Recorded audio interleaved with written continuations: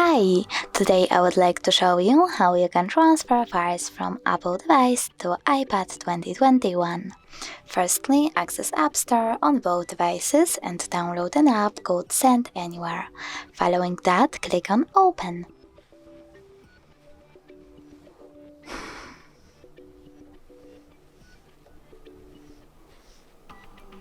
Now click on Allow access to all photos, choose Allow and click OK on both devices.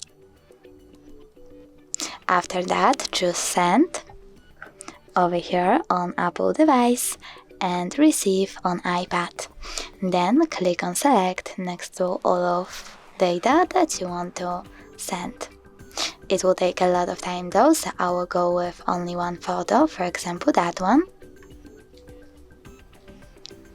Choose Send over here and click on Got it. From here we have two ways to connect.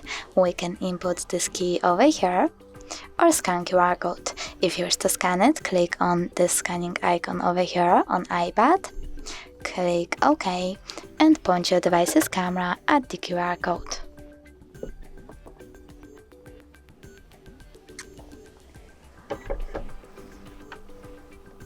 Then choose OK.